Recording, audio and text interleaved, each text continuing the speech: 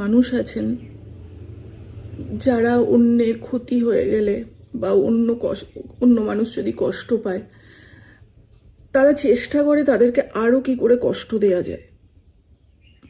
তো সেরকমই একটা ঘটনা আমাদের সাথে কালকে ঘটেছে। অ্যাকচুয়ালি আমার সাথে নয়, কারণ আমি ফোনটা অতটা দেখছি না। আমার মানে মিমি ও মাঝে মাঝে ফোনটা ধরে, আপনাদের দাদাভাইও আছে। তো এমন একটা ঘটনা কালকে হঠাৎ করে ঘটেছে যে আমরা সকলেই মানে প্রথমত ঘাবড়ে গেছিলাম, তারপরে বুঝতে পারলাম এটা কোনো অমানুষ আছে যারা যে চেষ্টা করছে আমাদেরকে আরও আঘাত দেওয়ার, আরও কষ্ট দেওয়ার। তো কালকে তো সারাটা দিন সকাল থেকে আমাদের কোর্টে কেটেছে।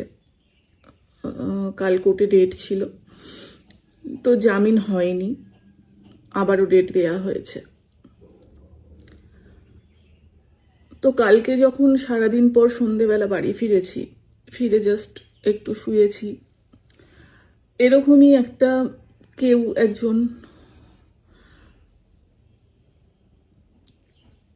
সায়নী চক্রবর্তী নাম, সায়নীর ফটো দিয়ে প্রোফাইল পিকচার করেছে এবং সায়নী চক্রবর্তী নাম দিয়ে সে একটা ফেক অ্যাকাউন্ট তৈরি করেছে।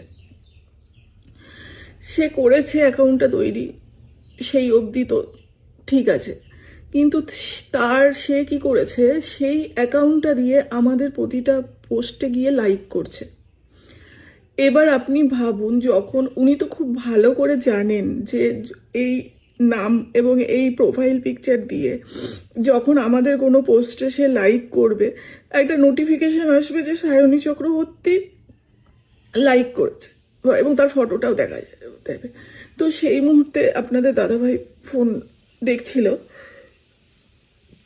তো যখন সেই নোটিফিকেশনটা আসে সে ঘাবড়ে যায়, মানে আচমকা Sayani Chakraborty like your photo, সে ঘাবড়ে যায়, ঘাবড়ে গিয়ে সঙ্গে সঙ্গে ছুটে আমার কাছে আসে যে এরকম একটা নোটিফিকেশন এসছে। তো আমরা দেখুন, আমাদের মানসিক পরিস্থিতি এখন একদমই ঠিক নেই। আমরা ফ্যামিলির প্রত্যেকটা মানুষ খুব খারাপ পরিস্থিতির মধ্যে দিয়ে যাচ্ছি, আর এই সময়ে যদি পাশে না থাকতে পারেন, এই ধরনের জিনিসগুলো প্লিজ করবেন না।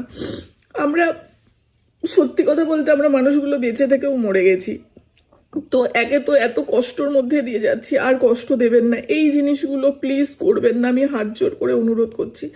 ওর নাম দিয়ে, ওর ফটো দিয়ে আপনারা ফেক প্রোফাইল তৈরি করছেন এবং সেই প্রোফাইল দিয়ে আমাদের পোস্টে লাইক করছেন, প্লিজ করবেন না। আমরা নিতে পারছি না, আমারও নিতে পারছি না, আমাদের এরম আমরা মরেই আছি, আর নতুন করে মারার কিছু নেই।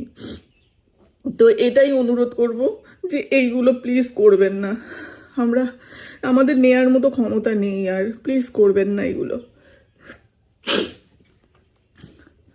আর অনেকে কমেন্ট করেছেন সুন্দরীকে দেখতে চাই, সুন্দরী ভালো আছে, সবাই ভালো আছে, পরিও আস্তে আস্তে ঠিক হচ্ছে, খাওয়া দাওয়া করছে, ডাক্তার দেখানো হয়েছে, চেষ্টা করছি স্বাভাবিক জীবনে ফিরে আসার, কিন্তু পারছি না, বিশ্বাস করুন পারছি না।